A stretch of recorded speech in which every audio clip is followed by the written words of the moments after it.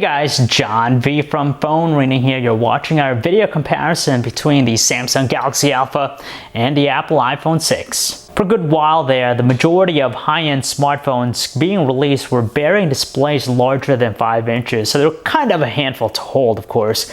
But with these two handsets, it's kind of refreshing because they reverted back to more modestly sized 4.7-inch displays. Honestly, it's tough to say which design we prefer more just because they have their premium qualities that we really like and they come up as very attractive. Now, the iPhone 6 should get more of that premium quality because its body is comprised all out of aluminum, so it has a more uniform look, whereas with the Galaxy Alpha, it has a metal trim bezel, which is nice, but for the most part, it's still mostly plastic. But the Alpha is thinner, lighter, and more compact. The placements of their ports and buttons are pretty much in the same locations on both devices. They also benefit from having fingerprint sensors incorporated into their home buttons, but we prefer the implementation used by the iPhone 6 just because it's more accurate. But the Alpha packs along a fingerprint sensor used to measure heart rate and also has a removable battery. Unlike the majority of today's flagship phones, they have pretty reasonably sized displays. They both measure at 4.7 inches, but the Galaxy Alpha has a resolution of 720 by 1280 and its Super AMOLED panel versus the iPhone 6, which has a 750 by 1334 resolution display and it's an IPS LCD panel.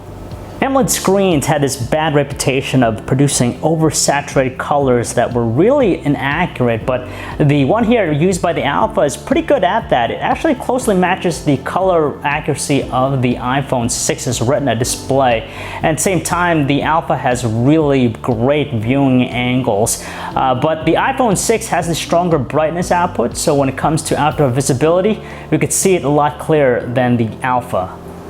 By now, we're all familiar with the advantages of each respective platform experience. You have the TouchWiz UI running on top of Android 4.4.4 KitKat in the Alpha and iOS 8 in the iPhone 6. Now, the visual presentation is far better with iOS 8 just because it's crisp, modern, and they use this layered design which gives it a very nice slick look versus the more laid back and subdued look of TouchWiz.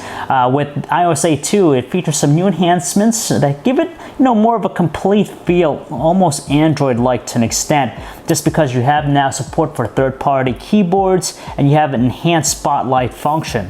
But with TouchWiz though, it goes a step beyond because you have all that intact with the standard Android experience, but they've enhanced it by giving us things like multi-window, which allows us to have a more optimized multitasking experience. You don't really get that with the iPhone 6. And on top of that, it has all those useful air view gestures. So there's no arguing that these two devices are outfitted with beefy specs and their processing performance show it. They're fantastic for heavy multitasking and even gaming. You have top-notch qualities about them, but there's just a slightly more snappy feel with the iPhone 6, especially when it comes to just navigating across the home screen, going in and out of apps. It just feels like it has a tighter response than the Alpha. The music players here are your standard fanfare. There's not necessarily one we like more than the other. As far as the audio qualities with their respective speakers, they're both very powerful. It's almost hard to distinguish which one is the stronger one, but the two produce some very powerful tones. But the Alpha speaker tends to have a little bit more strain at the loudest volume setting. We can't complain about the video watching experience either. Pretty decent display sizes, so they're ideal for the situation. They both also play back movies very smoothly, but we appreciate the fact that there's that multitasking element in play with the Galaxy Alpha. You're going to enjoy the cameras in these two handsets. The Samsung Galaxy Alpha features a 12 megapixel autofocus camera which packs along an LED flash, an f2.2 aperture lens. You have digital image stabilization, but it's only available with still images, not video. You have up to 4K video recording, and it also benefits from having a wider selection of manual controls and shooting modes. In contrast, the iPhone 6 has an 8 megapixel iSight camera with an dual LED flash f2.2 aperture lens, you have backside illuminated sensor, digital image stabilization which works with video, up to only 1080p video recording, but has a cool neat feature of shooting slow motion video at 240 frames per second in 720p. They actually snap some amazing photos outdoors, just as long as there's plenty of lighting. You can get some fantastic looking shots that you could use for printouts, but the iPhone 6 proves to be the more versatile device just because it's a lot better at handling low lighting conditions. In fact, its shots are a lot sharper looking, while the Galaxy Alpha tends to have a lot of noise and a very softer look to it. At the same time, they also take some exceptional looking 1080p videos, but then again, the Alpha has the added benefit of shooting 4K video. So with that, you get more detail, but when we look at their 1080p samples, we prefer the iPhone's quality a little bit more just because it's sharper and it's steadier, just because of that digital image stabilization. It's a little bit shaky with the Alpha, and the Alpha also doesn't have quite as much detail.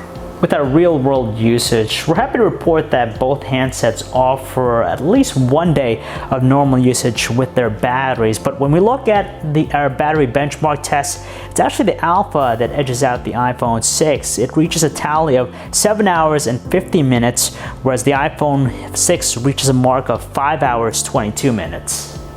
It's really tough to say which handset you should fork over your hard-earned money. They're both $200 with a 2-year contract. You do get 32 gigabytes of internal storage with the Galaxy Alpha and only 16 gigabytes with the iPhone 6, but it's ultimately going to depend on what you want and personal preference too. Go with the Samsung Galaxy Alpha if you want a phone that's features rich and has a really expansive platform experience. However, go with the iPhone 6 for its strong all-around performance and the simplicity of iOS 8. So if you guys want to learn more about either smartphone, you can check out our website, PhoneArena.com. John V. Thanks for watching.